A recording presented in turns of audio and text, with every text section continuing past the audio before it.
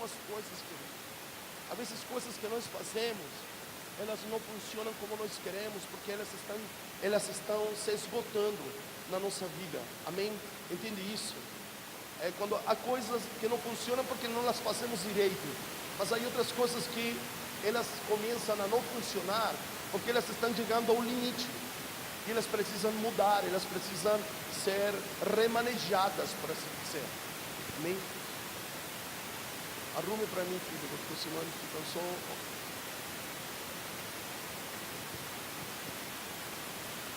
É que eu escuto muito alto. Então, vou colocar aqui então. Muito bem.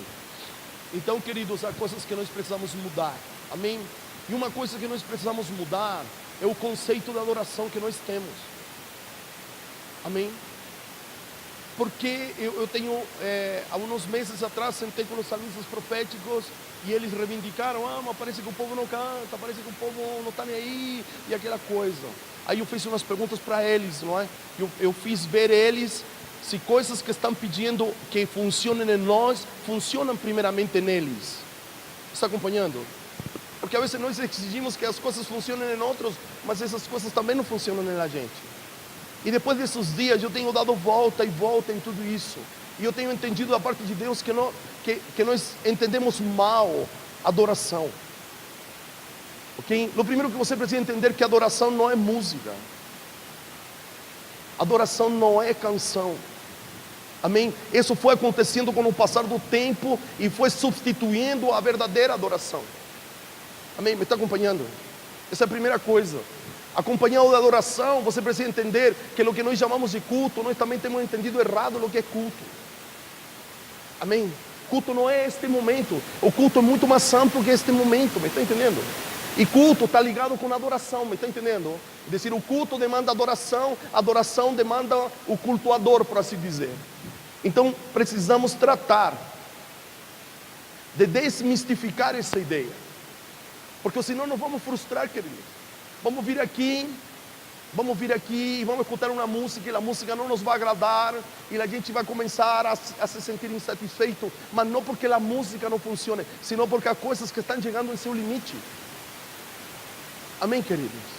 A igreja na qual você ingressou não é a igreja que Deus projetou. Isso você precisa entender. Mas eu me converti naquela igreja e quando eu cheguei já havia um coral, já havia louvor, três rápida e duas lentas, assim era o louvor. Querido, essa não é a visão de Deus. Isso foi se perdendo a essência com o passar dos anos. Se você olha a igreja primitiva não tinha necessariamente aquilo que nós temos hoje aqui. Os cultos eram celebrados em uma casa. E naquela casa, certo, havia a disseminação da doutrina dos apóstolos, que era eles contarem aquilo que eles tinham presenciado de Jesus. Nem Bíblia havia a Torá e ela era lida na sinagoga. Me está acompanhando? Certo? E eles ao redor de uma mesa, certo? Ou escondidos em um espaço físico, certo? Por razão da perseguição, eles comentavam, era como contar causos, se podemos dizer assim. Aí levantava Pedro e contava como a sua impressão quando Jesus caminhou sobre as águas, e isso alegrava o povo. Acompanhe nisto. E isso era tão poderoso, certo? A vida de Deus em meio deles era tão poderosa que eles não precisavam de toda esta parafernália, porque eles tinham a vida de Deus. Quando fomos perdendo, e não me estou referindo necessariamente a nós, mas me refiro como igreja, quando fomos perdendo a vida de Deus em nós começamos a lançar mão de parafernálias, de estruturas, de liturgia. Me está acompanhando nisso? Se você ver os primeiros 12 capítulos do livro de Atos, a igreja crescia com uma liderança fraca, que eram os 12 apóstolos. Não havia outro tipo de liderança. Então isto derruba, me está entendendo? A vezes diz assim, não, para uma igreja crescer ela tem que ter um corpo de liderança forte. Não é verdadeiro, não é verdadeiro isso. E isto não nega que precisa haver uma liderança. Mas os primeiros 12 capítulos, os primeiros 20 anos do livro de Atos, a igreja cresce com 11 homens, com 12 com Matias, certo? Que viajavam e se dedicavam a orar e a ler a palavra, não se dedicavam a mais nada, e a igreja crescia. Sabe por que crescia? Porque a vida de Deus, que era Cristo, era latente neles. Não era um papo religioso, era algo do dia a dia, era algo que se compartilhava no mercado, na feira, nas ruas, era latente a vida de Deus neles. Está acompanhando? Então, mas quando perdemos a vida de Deus, precisamos recorrer a recursos assim, estruturas, pirotecnia, não é verdade? Impressionar o outro para que o outro fique. Então está na hora de definir algumas coisas conforme o coração de Deus. Ok? Eu quero que você abra um texto, por favor, Gênesis. Eu só vou introduzir isso, o que eu preciso dizer é parte disso, mas é outra coisa. Mas eu preciso partir com isso. Gênesis capítulo 2, verso 15.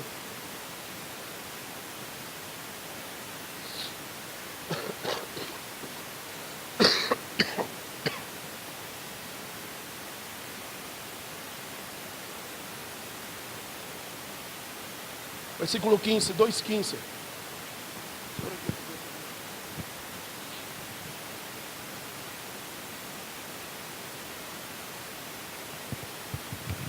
Diz assim: tomou pois o Senhor Deus ao homem e o colocou no jardim com dois objetivos. Diga, dois objetivos. Textualmente, cultivar e guardar o jardim. Diga comigo, cultivar e guardar o jardim. Eu quero lhe perguntar nesta manhã, a que igreja ia Adão? Quero lhe perguntar quem era o pastor de Adão. Entendeu? Quero lhe perguntar qual era o nome da igreja que Adão frequentava. Está entendendo? Porque você tem talvez respostas, mas por que eu estou fazendo estas perguntas? Porque Adão foi o primeiro sacerdote sobre a face da terra. O sacerdócio não começa com a tribo de Levi. Está entendendo? Ela não começa com a família de Arão. Ela começou muito antes. E o primeiro sacerdote que pisa o planeta Terra se chama Adão. Está acompanhando nisso? Então, se ele é o primeiro sacerdote, ele era alguém que oferecia culto ao Senhor e era um adorador. Porque culto e adoração caminham juntos. Está acompanhando? Só que ele não frequentava uma igreja. Ele não tinha um pastor, ele não tinha uma Bíblia. E com isto, eu não estou dizendo que ter um pastor, frequentar uma igreja, uma comunidade de fé e ter uma Bíblia seja errado. Não, mas não é só isso. Me está entendendo? O sacerdócio e por extensão a adoração de Adão passava por fazer aquilo que Deus lhe tinha pedido fazer. Está acompanhando? Quando Adão guardava e cultivava o jardim, ele estava cultuando e adorando. Também não se confunda, então eu tenho que fazer coisas para cultuar e adorar. Não, não, não, não. Você precisa entender que o culto e a adoração passam por estar sujeito à vontade de Deus. Você está aqui? Me está acompanhando? E não entenda assim, então eu posso fazer a vontade e não pertencer a uma igreja. Não, seja maduro. Não seja menino, não é verdade? Me está acompanhando?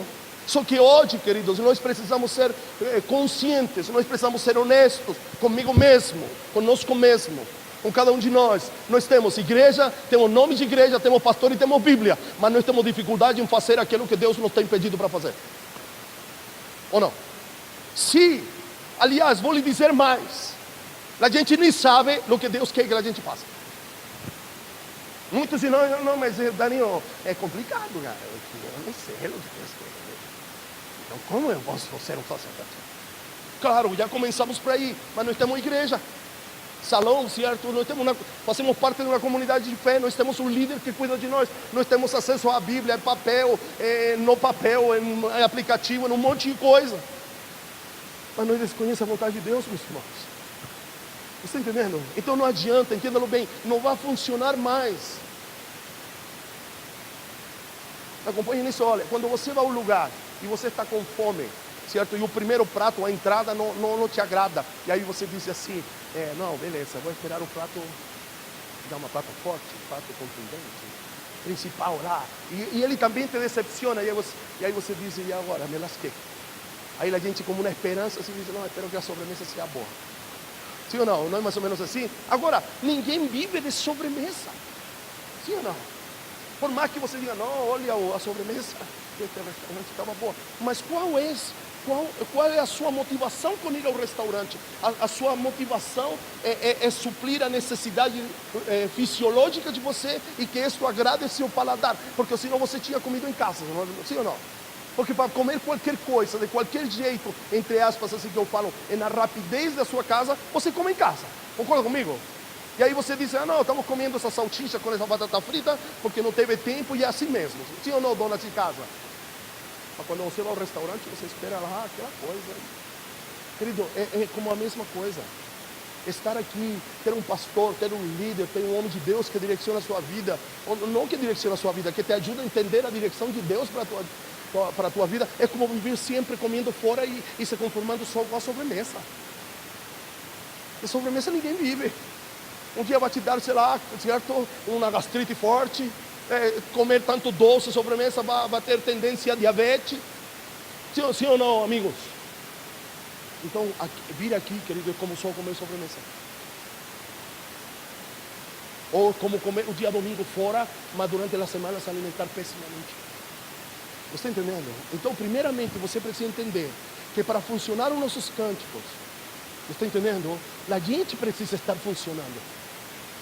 Me acompanhe nisso. Foi esse o tempo onde a adoração mexia comigo. Me está entendendo? Onde a adoração era boa, quando eu me sentia motivado a pular. Passamos por esse estágio, fomos aprovados, mas estamos em outro estágio. Está entendendo? Não é que isso é ruim. Haverá momentos que sim, que a adoração, certo? Porque a alma, querido, ela não é do todo má. Se podemos dizer assim. Porque se ela fosse má, Deus não tinha colocado na gente. Ela é má porque está deformada. Porque está baixo o governo da própria alma. Me está entendendo? E nós precisamos fazer ela recuar. Me está acompanhando? Agora, querido, só a nossa adoração musical, o nosso culto presencial funcionará quando guardemos e cuidemos aquilo que o Senhor nos entregou. Não há outra maneira. Me está acompanhando?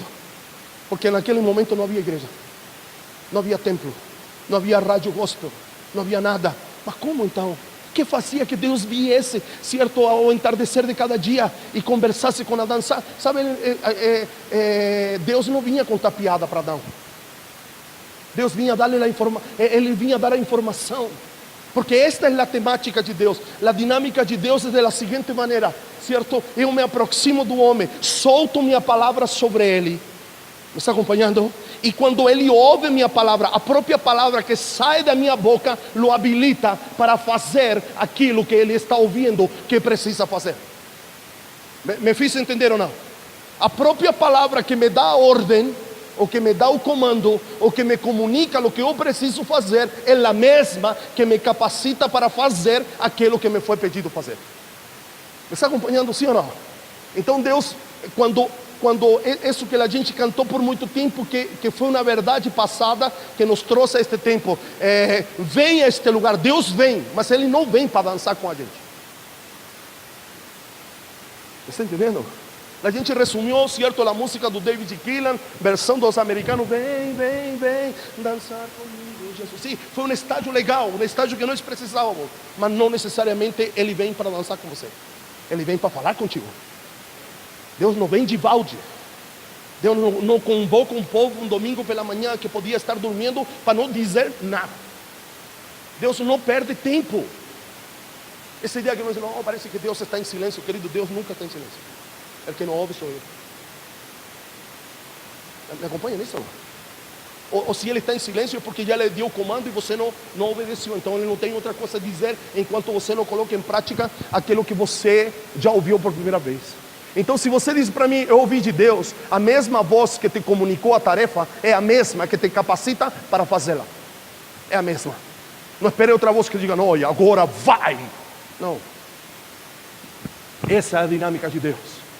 Certo? O Deus se aproxima do homem e depois da queda é o homem que se aproxima de Deus. Com que objetivo? De Deus lhe liberar a sua voz. Para quê? Para que ele saiba o que ele precisa fazer. E a mesma voz que lhe informa é a mesma voz que o habilita. A isso nós chamamos cultura de adoração, cultura profética e cultura apostólica. A cultura de adoração que faz? Me aproxima de Deus. O culto me aproxima de Deus. Essa era a ideia lá do sacerdócio, aproximar o povo. Para quê? Para que o povo pudesse ouvir a voz de Deus. Para quê? Para executar aquilo que a voz está pedindo. Isso em nossos dias se chama cultura profética. O quê? O liberar da voz de Deus. Cultura de realização, cultura apostólica. O apostólico manifesta aquilo que se ouve. Está acompanhando ou não? Então, queridos, isso daqui nos vai encher. Vamos ficar até aqui. Ah, não, que culto não está legal. Querido, olha, eu só quero lhe lembrar de uma coisa, que às vezes me dá uma revolta e quero sair chutando tudo o que encontro lá na minha sala. Sabe o que me dá uma revolta?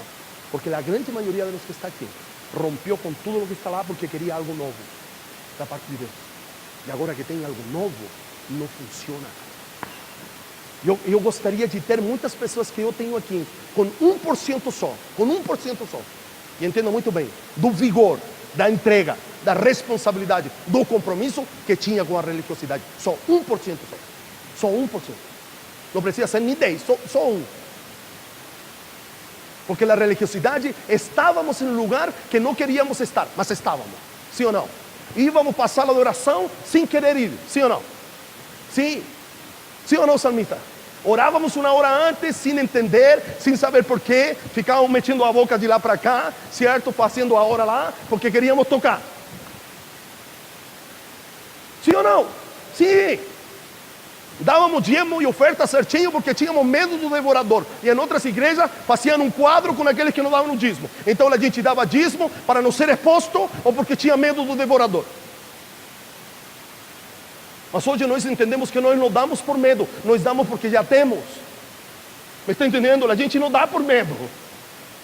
Ai, que se não dou, não, nós não damos por medo. Porque nós já temos em nós o amor, o verdadeiro amor que é Cristo. O verdadeiro amor que é Cristo está em nós. E o verdadeiro amor lança fora o medo. E aquele que sente medo é porque não foi aperfeiçoado nesse amor. E esse amor é Cristo.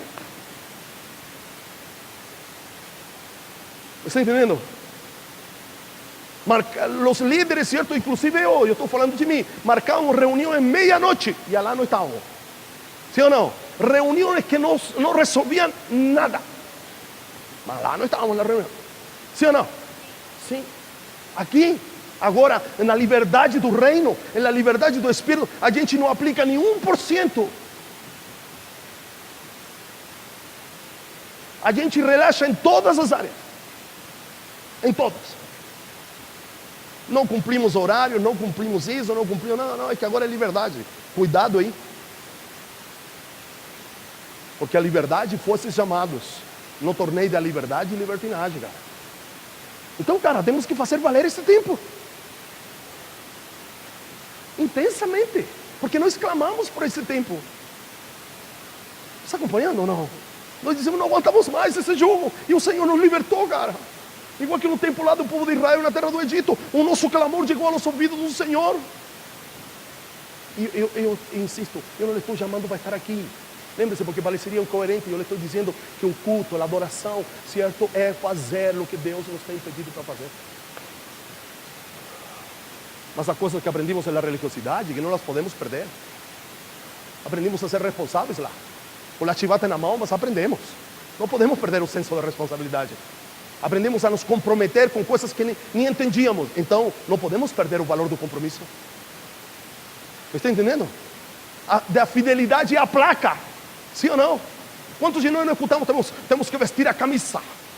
Sim ou não? Vestir a camiseta da denominação. Cara, aqui nós temos que vestir a camiseta de Cristo. Aqui nem placa nós temos. Glória a Deus para o pastor Adilson que tirou a placa daqui. Glória a Deus. Estão influenciando, está vendo? Jogando para fora tudo. Está entendendo, queridos? Compreende isso ou não? Então nós precisamos acordar. Nós não podemos viver este tempo como vivimos lá atrás. Não podemos, querido. Não, observa, você até pode, mas você não se pode permitir isso. Eu sumo 2, 3 domingos daqui, certo? Não, eu, você. E você depois aparece como que se não, eu vou dar. Estou aqui. Não. Fizesse isso antes. Te poniam em disciplina em 3 tempos. Te tiraram o contrabaixo que tocava, certo? Já não orou, certo? Já ficou para baixo rapidinho. Não, é que agora não há.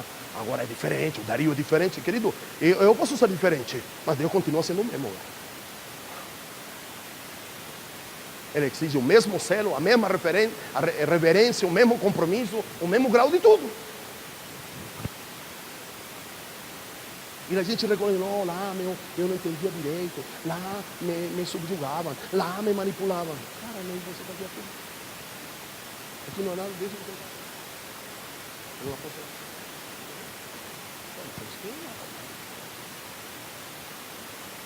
Querido, eu lavei banheiro, lavei batistério, arrumei acampamento. Cara, eu sou PhD em tudo no igreja. Aí tem o Glauco Tigana, né? Organizando acampamento, sim ou não, lá na Casa Branca, lá na Sete Cruzes, lá, não sei para onde. Conheci o Glauco lá no acampamento. Porque eu era um mais durão, se o Glauco era politinha, cuida dele você. Não, é politinha assim, saidinho, como um adolescente, um jovem, sim ou não? Não, se... O Glauco não tem uma personalidade especial, gente. E ele está polido agora. Está amadurecido. Imagina o Glauco há 25 anos atrás. Se ele faz esse, certo, lá fora, ele fazia no meio do culto. O pastor estava aqui, né? Está entendendo? Então eu conheci o Glauco dessa maneira. Certo? E eu andava, certo, ele me apelidou Capitão Caverna. Lembra disso ou não? Porque ele estava lá, certo, na barraquinha dele, certo, e eu tinha que acordar ele, certo, e eu acordava, tinha o cabelo mais comprido, certo, lavava só o rosto, e pegava um gravetinho e começava a cutucar, certo, e assim com o cabelo comprido aí, ele saiu na porta da caverna dele, não, na caverna não, na barraca dele, e ele falou, Capitão Caverna aí eu fiquei pelo Capitão Caverna. Me está entendendo? Era rígido, sim ou não? Havia disciplina. Tinha uma sala de oração lá na Maranata, um dia eles pediram para orar, tinha umas almofadas, eles jogaram bola com as almofadas. Aí soltaram um recheio de dentro, certo, da almofada, lembra, Graça? Parece que até a Graça tinha feito as almofadas. Sim, parece, não, sim ou não, Graça? Aí, certo, Lelê, o Glauco, o Lovalde Benito lá, certo, se reuniram para uma vigília. Certo? Aí acabou a vigília às 2 horas da manhã, não tinha o que fazer. Juntaram as cadeiras lá do salão e jogar bola com as almofadas. Aí, certo, chegou lá no Conselho Apostólico Brasileiro lá. Pastor Paulo, pastora Leila, pastor Dario, pastor Wagner, pastora Daniela. Olha, não, é inconcebível. Certo? Alguém tem que colocar esses meninos no lugar. E quem era o cão de guarda? Dario. Que o Dario resolva. Entendeu? Então, quando você me ouve dizer que eu fui um bom malfeitor, eu fui, mas eu aposentei a chibata. Querido, mas a vezes me dá vontade de tirar a chibata. Confesso para você. Porque parece que com a chibata na mão as coisas, aparentemente é engano da minha alma, mas parece que funcionava. E agora eu falo, não, cara, vamos lá, acreditem nisso. Não, é verdade. Nunca mais. A mão como que começa a picar, meu Senhor disse, não, meu filho, não. Ela pendurou, deixa ela lá. Sim, gente. Sim ou não? Sim. Mas não funciona mais. Não foi a chibata. Não, retire, vamos editar isto. Isto não pode sair na fita. Foi a vida de Deus que está dentro dele, que foi crescendo dentro dele com o passar dos anos. E o espírito de adoção, como aprendemos na escola de fundamento, que lo está tornando amadurecido para o Senhor. Não foi a chibata, não foi o Dario, não foram as circunstâncias da vida, não foram. Foi a vida de Deus que está nele e o espírito de adoção que está gerando maturidade nele. Porque a transformação do homem, nenhum outro homem pode atribuir-se a ele a transformação do homem, a não ser a vida de Cristo e a vida do Espírito nele. Está entendendo? Então você precisa se aprimorar em saber o que Deus quer para você. E não é tão difícil, de repente pode ser só cuidar da sua casa. Se você dizer, meu Deus, meu chamado é para cuidar de meu maridinho e de meus filhinhos. Nossa, graças, você tem um grande chamado. Você está entendendo? Se você conseguir em Deus cuidar da sua própria vida, você vai se tornar um grande adorador, cara. Você está entendendo? O culto não termina aqui, querido. O culto continua lá ao redor da tua mesa. Como você trata teus filhos, como teus filhos te tratam, como você administra seu tempo, como você administra seu dinheiro. O culto continua, o culto não para. É guardar e cultivar. Então eu quero parar com isso. Não, é que o culto tem meio estranho. O culto tem meio estranho, cara, porque você só cultua aqui. Ai, aquela adoração hoje, o Ricardo, certo, fazia tempo aí que o Ricardo não ministrava. Porque não é para encontrar desculpas, somos mandados, somos rapidinhos. Acompanhe nisso, não. Você precisa saber porque Deus lhe chamou. Qual é a vontade de Deus para estes dias, para a sua vida. Aliás, certo, estamos aprendendo na escola de fundamento. Você precisa ter duas vozes na sua vida. Primeiro, a voz de Deus sobre você, todos os dias. Não é por semana, não é mensalmente, não é uma vez a semana. Não, é o domingo eu escuto Deus e o resto você não. Não, todos os dias. Você tem que ter plena consciência que você precisa ouvir a voz de Deus. Por último, lhe dizendo: bom dia, meu filho. Mas todos os dias. E segundo, você precisa ter um grupo de pessoas maduras que lhe ajudem a recodificar a voz que você está ouvindo. Você precisa de um Eli, e olhe um Eli como uma pessoa experiente, não como um sacerdócio decadente. Mas você precisa de um Eli para que ele diga: quando ouça essa voz, responda desta maneira. Está entendendo? Você precisa de duas vozes na sua vida. A primeira voz é a voz de Deus, todos os dias, a cada minuto, a cada decisão da sua vida. E você precisa de um grupo de amigos, de pessoas maduras, não que concordem com você, mas que sejam homens e mulheres que sabem recodificar a voz que você está ouvindo. Acompanhe nisso ou não? Quantas vezes você diz: não, estou ouvindo isso de Deus, e chega todo empolgado, e uma pessoa diz: porém você não observou desta maneira. Desde essa perspectiva, esses são os homens maduros. Não são homens maduros que vão te derrubar e não, você não escuta, não, senão que te vão fazer ver de maneira panorâmica aquilo que você está vendo de maneira obtusa. Está acompanhando? Você precisa de duas vozes. Por isso que você precisa de uma comunidade de fé. Você precisa de uma comunidade de fé, não para dar dízimo, oferta e essas coisas, ou para ter amiguinho. Você precisa de uma comunidade de fé que te ensinem a ouvir a voz de Deus. E segundo, essa comunidade de fé vai providenciar para você grande parte desses amigos maduros que lhe ajudarão a recodificar a voz que você está ouvindo, porque a multidão dos conselheiros há a direção certa para tomar a decisão certa. Então, isso é o culto, isso é a adoração. E o Pai procura adoradores que lhe adorem em espírito e em verdade. E para adorar em espírito e em verdade, certo, primeiro tem que ser de dentro para fora. Por isso é espírito. E em verdade, alinhados com a verdade de Deus para a sua vida e para o tempo presente. Está acompanhando nisso ou não? O resto, querido, é performance. O resto é enfeite. O resto é calda em cima do sorvete. Ah, mas o que eu gostava tanto lá é como aquela música. Não sei, não é possível. Não sei. Eu quero Deus.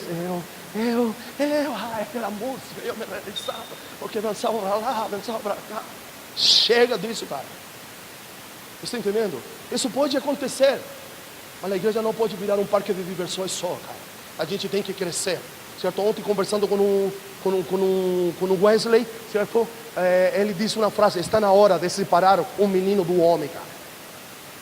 Está entendendo? É hora de separar as meninices e avançar para a maturidade, como diz Hebreus capítulo 11, capítulo 6, verso 1. É hora de abandonar a meninice.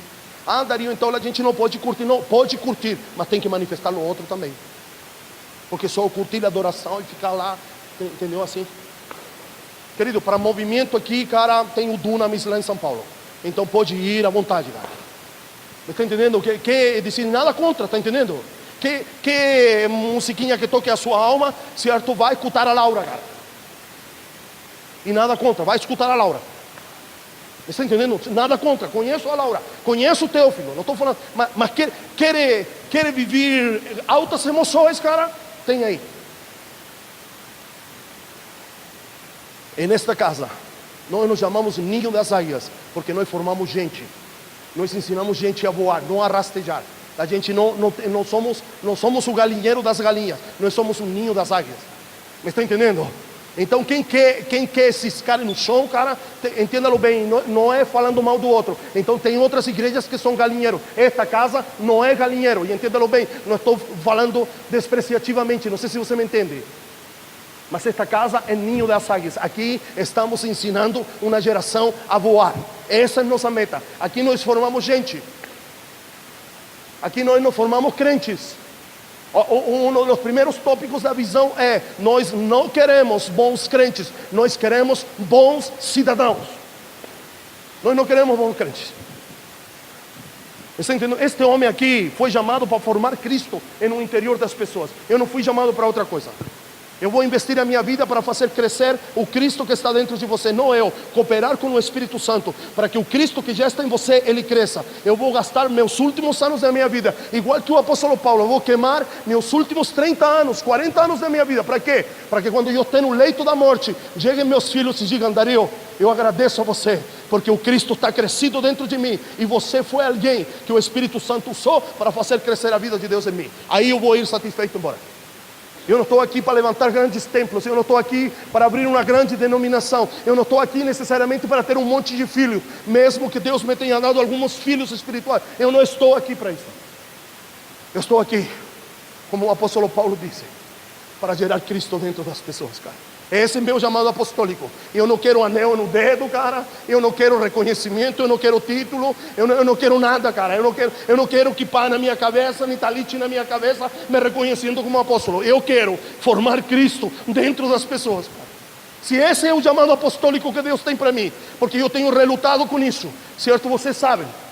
Mas esse é o chamado apostólico que eu quero. Eu não quero chamado apostólico para ser chamado de apóstolo, ou para ser reconhecido diante de uma junta, ou diante de uma regia apostólica. Não quero ser apóstolo para isso. Dispenso a nomeação apostólica. Agora, se é para gerar Cristo nas pessoas, eu pago o preço, cara. Não tem problema. Eu pago o preço aqui ou em qualquer lugar. Esta casa é para gerar Cristo. Por isso que esta casa é confrontacional. Por isso que você se retorce aí na cadeira e diz: meu Deus. Por isso, porque essa é a característica desta casa. Esta casa não é carrossel. Sabe o que é um carrossel, não é? Sabe o que é carrossel? Aquela coisinha, certo, joguinho lá do parquinho de los cavalinhos que vão dando volta assim e ninguém sai do lugar, sim ou não? Esta igreja não é carrossel. Esta igreja não é carrossel. Este grupo não é carrossel. Não é para se montar num cavalinho assim e começar a dar volta, né? Porque vocês são modernos, vocês são de quê? De Xbox, não é, cara? Da gente que eu que sou lá, que meu pai me levava no parquinho, me montava no carrossel, aqueles cavalinhos que subiam e desciam. Busca lá no YouTube, a lo melhor aparece um cavalinho. Esta igreja não é isso, cara. Não é isso. Nós estamos aqui para isso. Estamos aqui para gerar Cristo, cara. Por isso aqui a pegada é violenta, cara.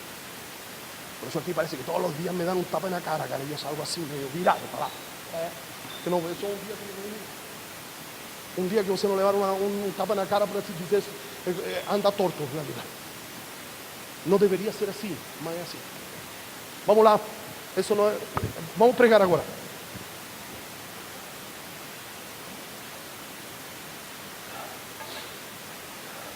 Com relação a isso, com relação ao culto, a importância das decisões, Deus falou esta madrugada comigo. Como nós podemos proteger aquilo que Deus nos tem falado. Tenho tido umas experiências loucas estes dias. Não sei se estou com febre, porque estou gripado, ou são experiências. Eu tenho tido umas experiências doidas. E esta madrugada Deus falou para mim. Eu escutei nitidamente o Espírito Santo falar comigo novamente. A terça-feira escutei também. Ele disse: a única maneira, não a única, uma das maneiras, disse, de proteger aquilo que eu tenho dado é tomar sábias decisões. E esse é o tema deste ano.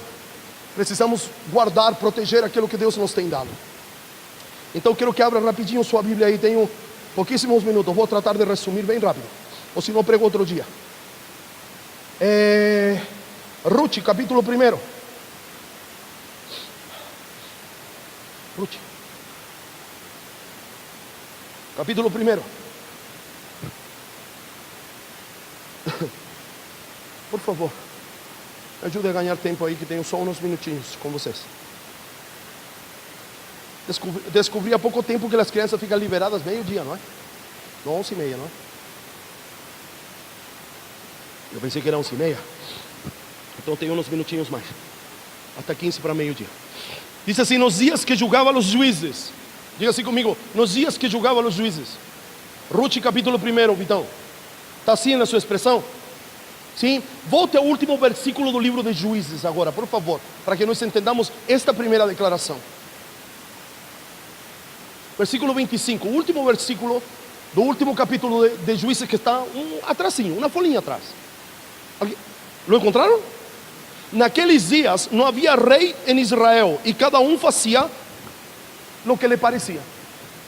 A versão internacional, olha, a versão internacional vai trazer uma tradução interessante.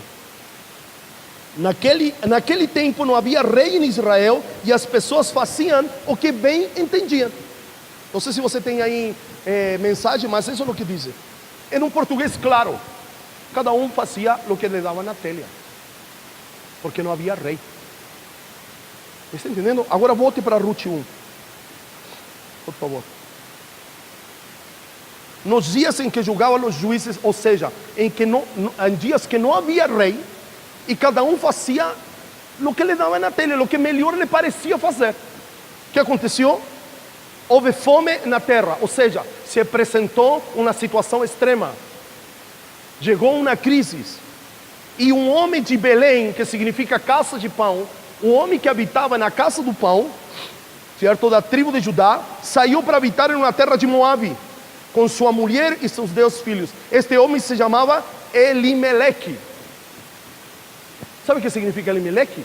O Senhor é meu rei. Diga assim comigo: o Senhor é meu rei.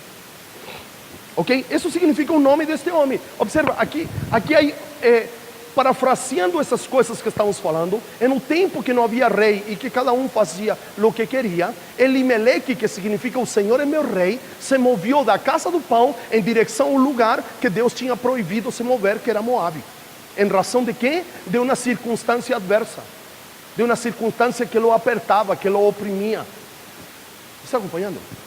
Percebe isso ou não? O que precisamos entender já aqui no primeiro ponto? Que não adianta eu ter consciência que o Senhor é meu rei, se eu continuo fazendo o que eu quero fazer.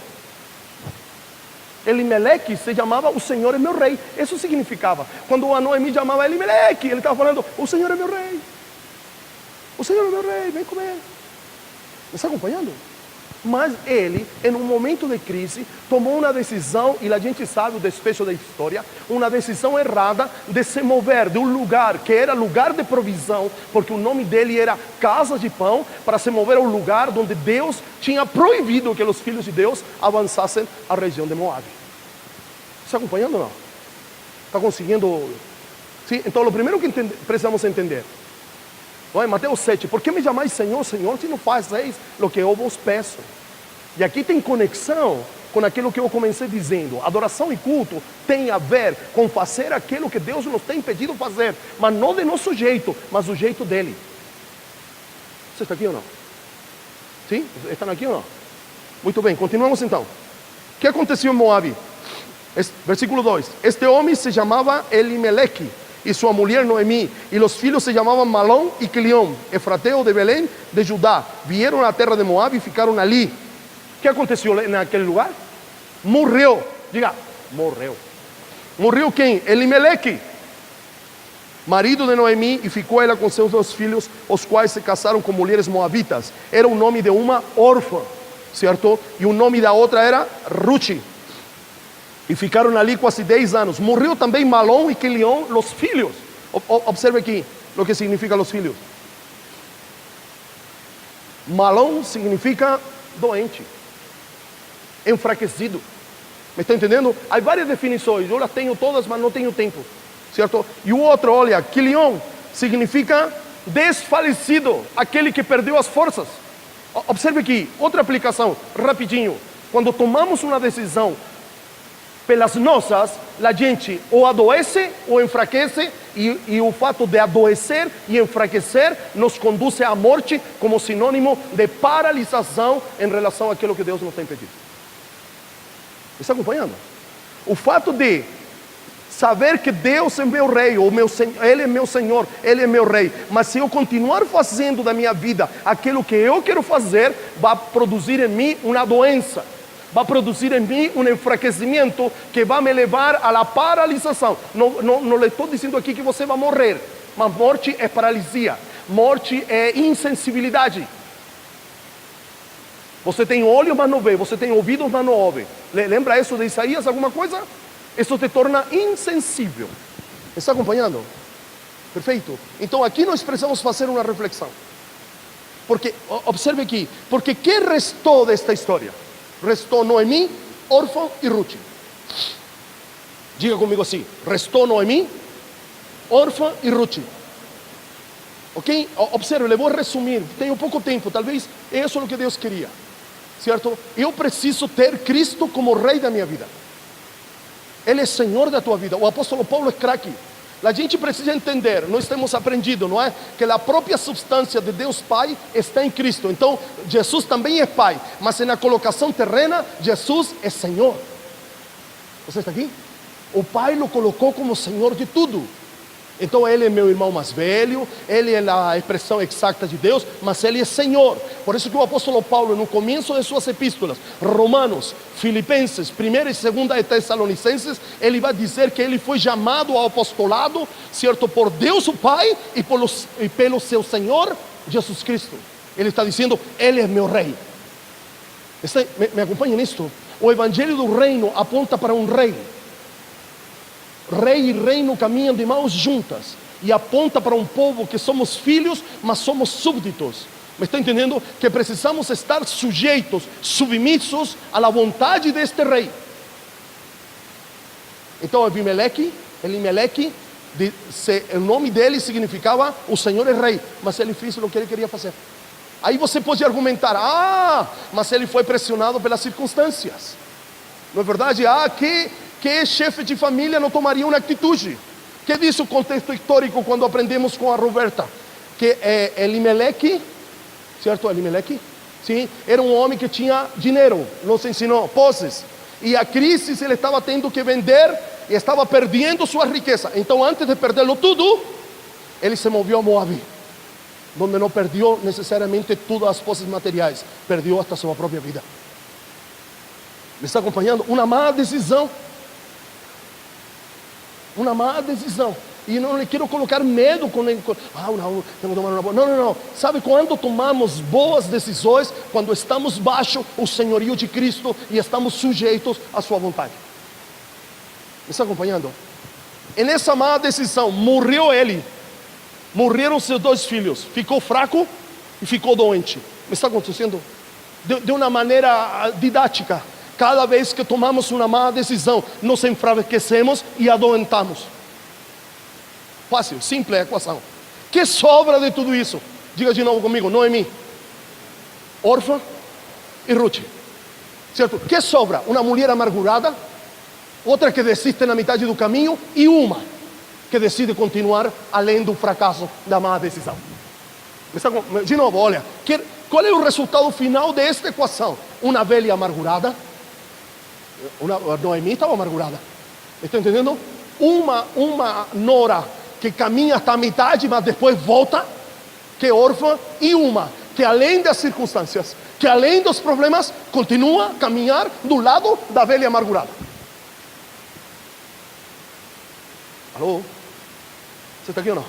Então observe, resumo, conclusão, fácil. Agora você diga fácil para ele, não é? Conclusão de uma mala decisão: vai trazer amargura na tua vida, entristecimento.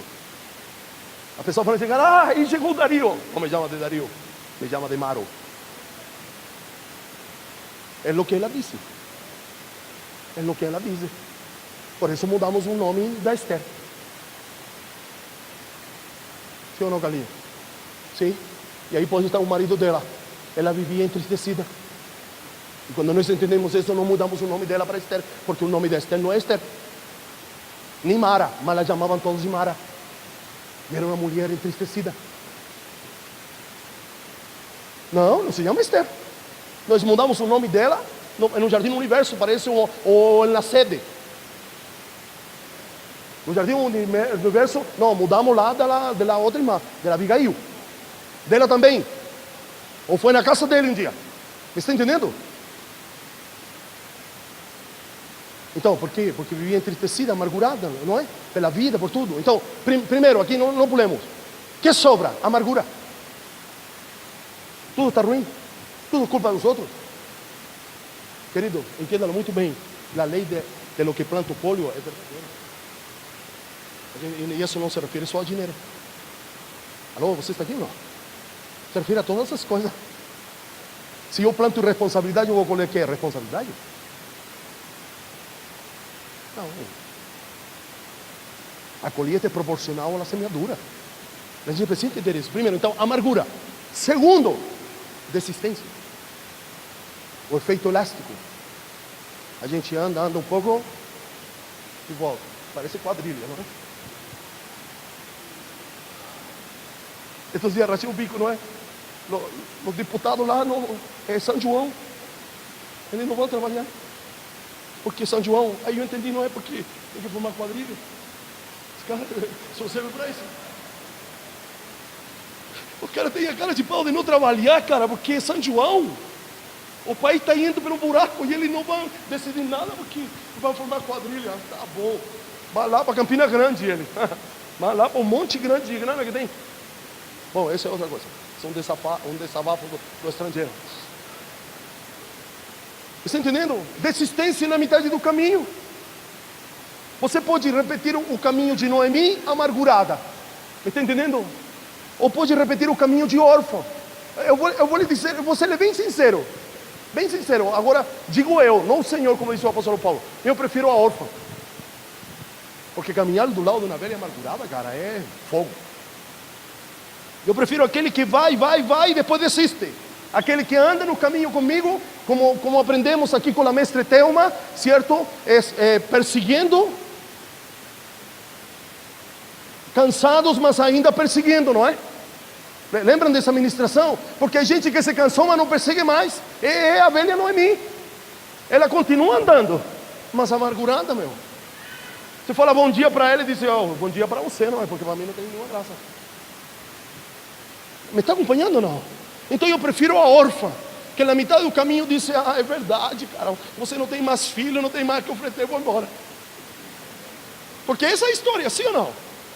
A Noemi insistindo, minhas filhas, mesmo que eu, certo, já deixe mato não sai coelho, mas mesmo que aconteça alguma coisa, você não terá tempo, vai esperar o crescimento, vai cumprir a lei. A órfã foi tanto amargurada ao sinal e falou, é verdade, eu volto para a minha terra. Eu prefiro que eu desista na metade do caminho. Que o amargurado, aquele que vai caminhando, mas vai te queimando, vai te minando. Me está entendendo? Agora, a gente precisa ser Ruth. Se a gente tomou uma má decisão, a gente precisa ser Ruth, cara. Se a gente toma decisões a cada minuto e a cada hora, querido. Não só para comprar ou para vender, em todo. A sua vida espiritual é feita de decisões. Se você quer que a realidade de Deus lhe alcance, que foi feita a nós através da Bíblia em promessa, mas em Cristo Jesus se tornou uma realidade, abra para mim aqui, por favor. Gênesis capítulo número 12.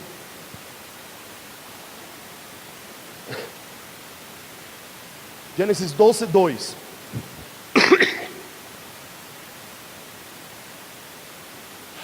Você encontrou? Vem para mim, Thelma. O 2. Olha, farei de você, Abraão, um grande povo. Eu vou te abençoar. Continua, Thelma. Tornarei famoso o seu nome. E você será uma bênção. Quem não quer essas coisas? Pensa se Deus falasse, olha, eu vou te prosperar, carinho, tá bom? Vou engrandecer o teu nome. Você será uma bênção. Você quer essas coisas? Quem não quer? Alguém não quer? Diga para mim, alguém não quer? Alguém não gostaria? Todos gostaríamos, sim ou não? Agora, para ter o versículo número 2, tenho que fazer o primeiro, não é?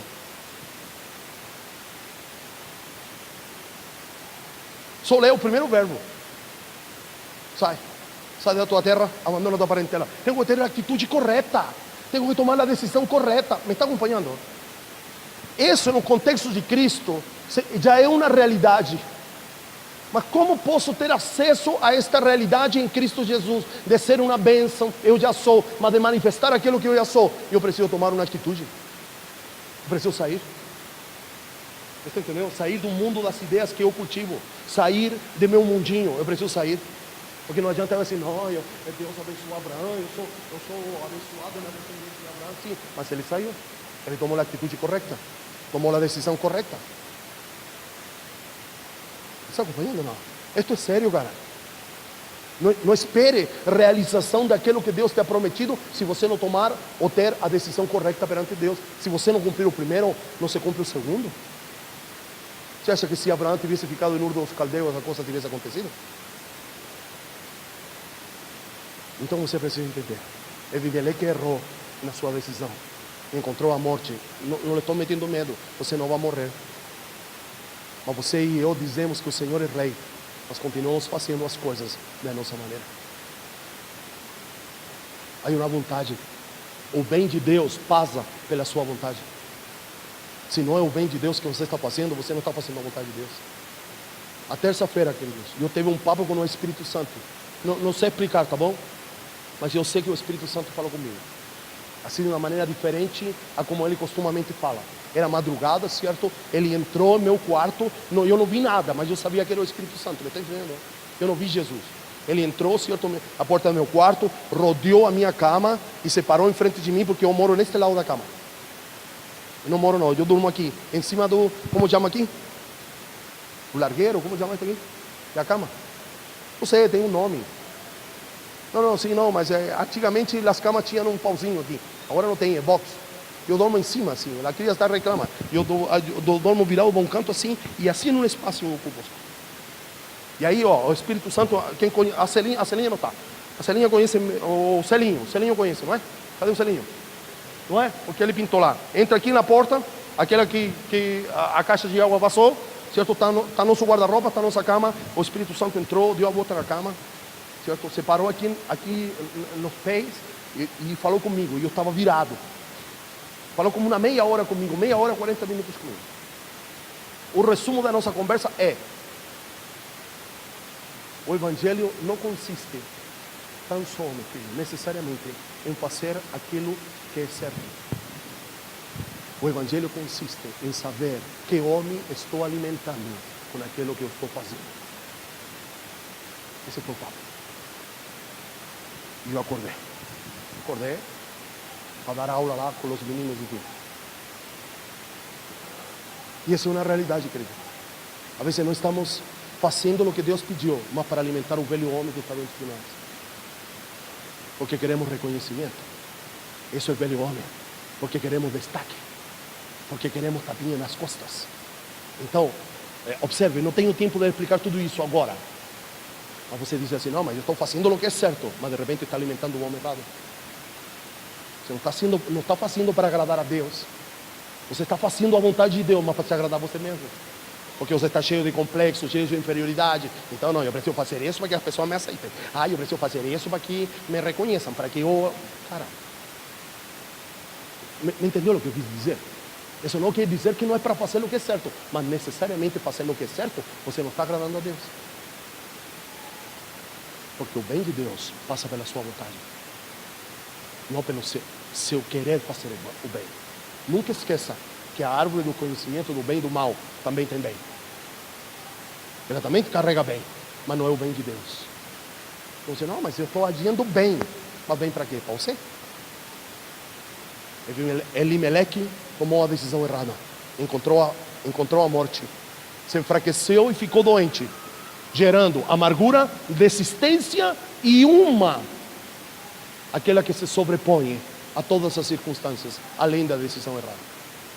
Então o primeiro desafio nesta manhã é tomar as decisões certas. Como posso ter benefícios das minhas decisões certas? Dando o primeiro passo, como vimos lá em Gênesis capítulo 12, verso 1. Para ter tudo o que Deus prometeu, eu preciso sair de Ur dos Caldeus primeiro. Eu preciso ter uma atitude correta. Me acompanha nisso? E se porventura tomamos a decisão certa, a gente não pode ser nem Noemi, nem a gente pode ser órfã. Mesmo que eu lhe diga, eu prefiro uma órfã a uma Noemi. Alguém pode dizer, não, mas a amargurada depois vira lá. Mas caminhar com gente amargurada do lado para é muito difícil. Mas nós precisamos ser como Ruth. Não importa o que aconteceu, continua caminhando. Continua caminhando. Continua caminhando. Abra sua Bíblia para terminar. Eclesiastes 11:4.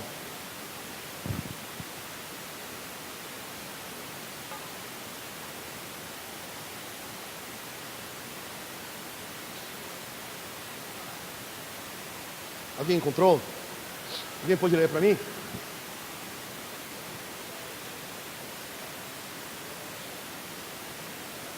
Quem olha para as circunstâncias, em outras palavras, nunca vai tomar a decisão correta. Eclesiastes 11:4. Está entendendo? El que olha para o tempo não semeia. El que olha para as nuvens nunca colhe. Ou seja, el que se rege por circunstâncias não toma a decisão correta. As decisões mudam como o clima de Mogi, meus queridos. As circunstâncias são mutáveis. Hoje você está bem, amanhã você está ruim, ou vice-versa. Então não tome uma decisão no dia mau porque você está mal. Toma decisões com base naquilo que você tem ouvido de Deus. Me está entendendo? Porque se você olhar para o clima, não dá para plantar. Se você olhar para as nuvens, não dá para colher. Então você não faz nada.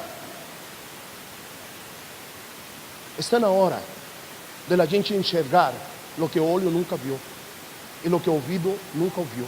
E isto não é enxergar, mas ter acesso a coisas que não se veem com os olhos naturais, nem se escutam com os ouvidos naturais. Porque é isto que o apóstolo Paulo está dizendo. Ele não nos está prometendo o invento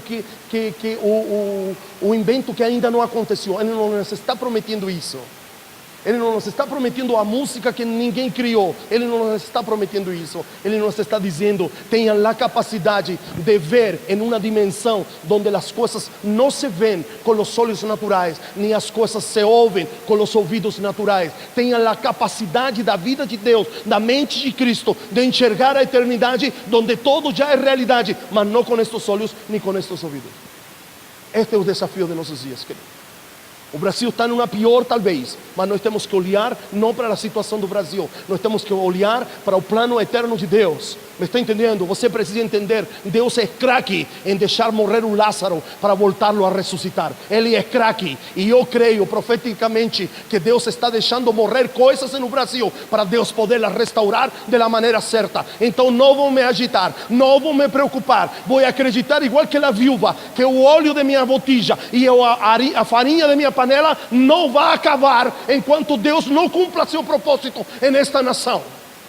Me está entendendo? Eu tenho que lhe alertar de coisas, eu tenho que lhe dizer qual é a nossa realidade financeira, mas se eu não estou preocupado, meu investimento está no banco do céu, e a hora que o céu quiser, Ele libera seu recurso. Me está entendendo? Sou eu, como líder desta casa, como pai desta casa, eu preciso enxergar onde estão os recursos para esta casa. Mas eu não dependo nem de um nem do outro. Eu dependo de Deus. A minha força está no Senhor, a minha dependência está no Senhor. A nossa dependência tem que estar nele, porque Ele é o nosso Rei. Certo? Aquilo que nós gritávamos em um louvor explosivo: Rei, Rei, Rei, Jesus é o nosso Rei. Está na hora de fazer valer aquele grito que nós gritamos tantas vezes em meio a uma adoração explosiva. Está na hora. E parar de querer mandar as nossas vidas conforme ao governo da alma e não conforme ao governo do Espírito. Deus tem compromisso com você quando você decide fazer a vontade dEle. Quando você decide fazer a sua, Ele vai te ajudar para sair do buraco. Mas Ele não tem compromisso com aquilo que não é dele. Ele só cria o Isaac, o Ismael, que se crie longe, porque o Ismael não é responsabilidade dele. Amém, queridos? Então, cuidado com as decisões que tomamos. Cuidado com as decisões já tomadas. Ah, Dario, digo no burro nas águas. E não me estou referindo se comprou ou não comprou, querido. Me estou referindo à sua vida espiritual, porque por aí nós começamos. Eu não estou preocupado se você, entendendo bem, não me estou desfazendo disso. Mas não estou falando se teve para pagar o carro este mês ou não. Não é a isso. Não é a essa decisão que me estou referindo. Mas é a decisão de sua vida espiritual. Como conduz sua vida espiritual? Que vontade está fazendo? Está na hora de trazer à sua memória as palavras proféticas que você recebeu no passado e passá-las pelo crivo de Deus, para saber se saíram da boca de Deus ou não saíram. E aquelas que saíram, você precisa se aplicar para que elas se manifestem na sua vida. Porque Deus não fala de balde, Deus não fala por falar, Deus não é mulher à toa que fala coisas que não tem nada a ver. Não, Deus é Deus. Então traga à memória as palavras proféticas, passe-las pelo crivo de Deus e veja o que Deus falou e o que foi sua alma. E o que Deus falou, incline seu coração, porque é chegado o tempo de que cumplamos aquilo que Deus nos tem pedido para fazer. Porque senão estamos brincando de reino e estamos brincando de gritar: hey, hey, hey, Jesus é o nosso rei, porque continuamos fazendo as coisas da nossa maneira. E enquanto fazemos da nossa maneira, nem cultuamos, nem adoramos. Amém? Fique de pé, não tenho mais tempo.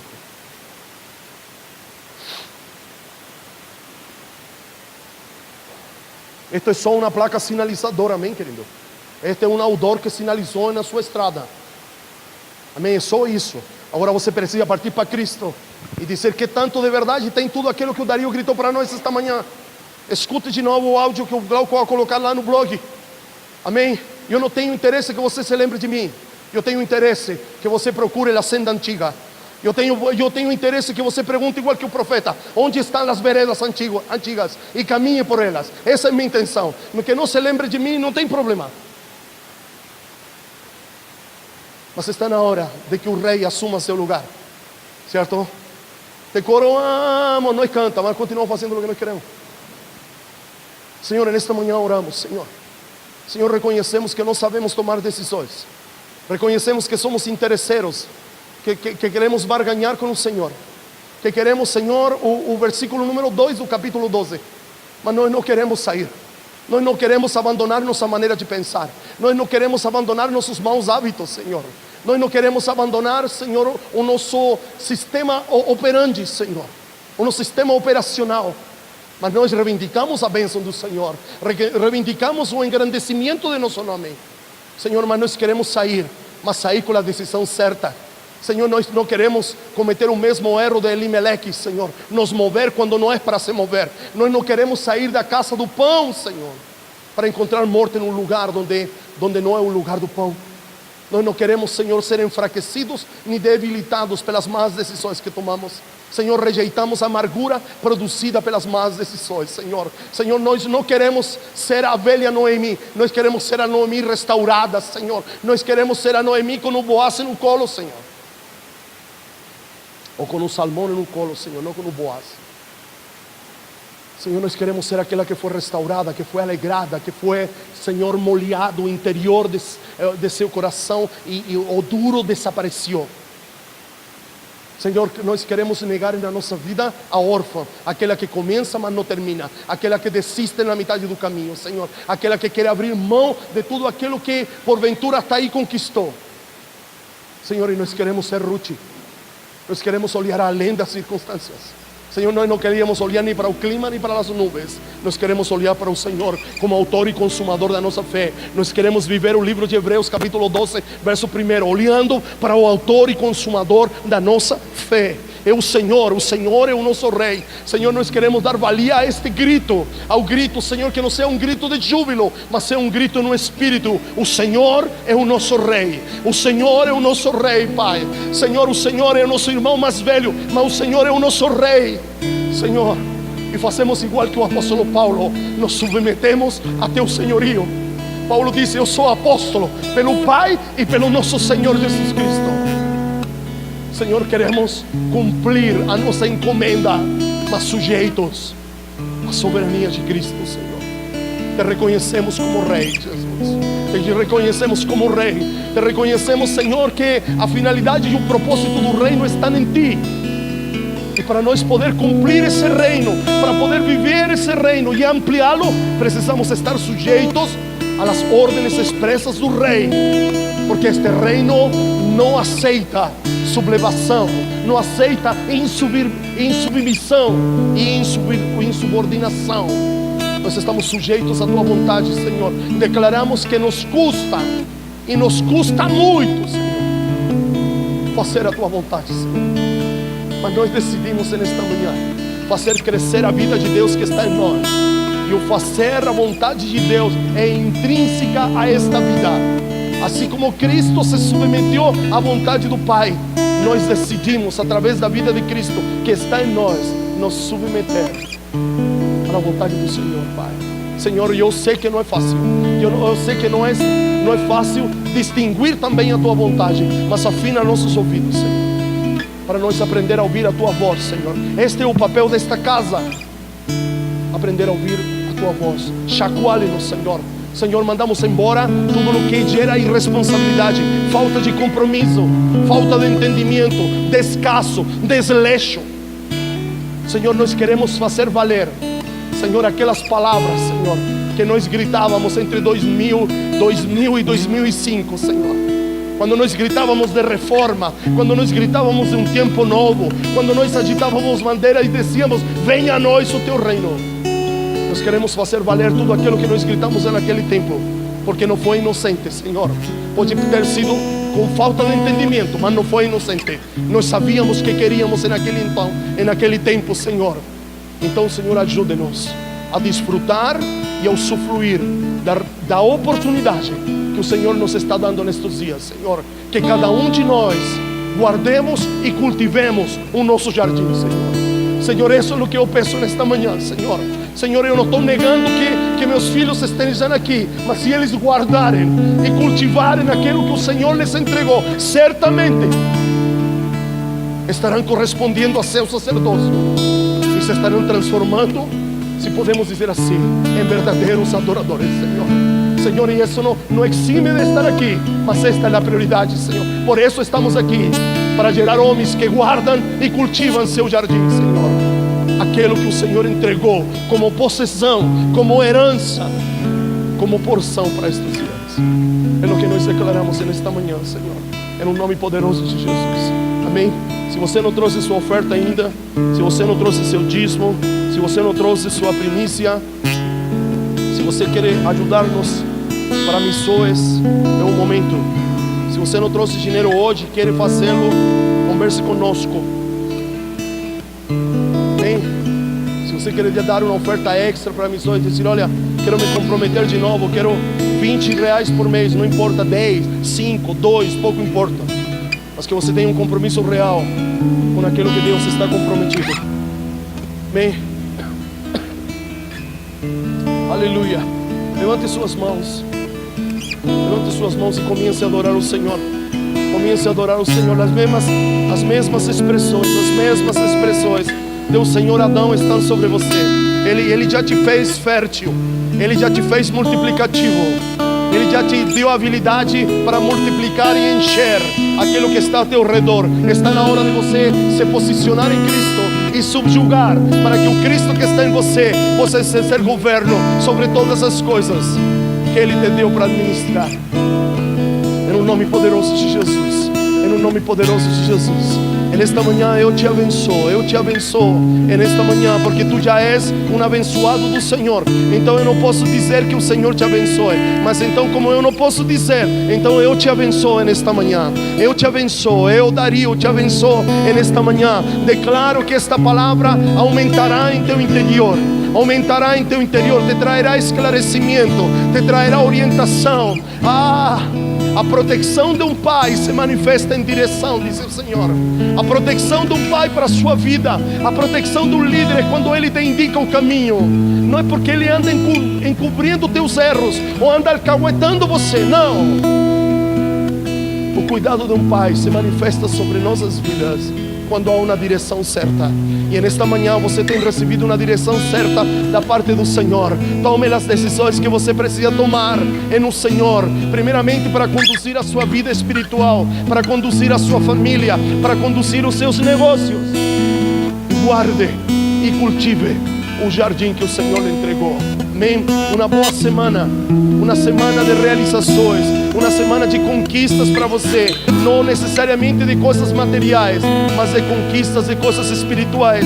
Aquelas que ainda não aconteceram, estão próximas a acontecerem na sua vida. Abrace seus irmãos e estamos dispensados na paz do Senhor nesta manhã. Um bom domingo, um bom almoço, um bom resto de tarde. Pegue sua família, vai no Parque Centenário, saia a dar uma volta, saia a chupar um sorvete, não sei, brinca a bola com teus meninos, brinca brinca de outra coisa com tua filhinha. Você que tem uma filhinha, expressa seu amor para com eles.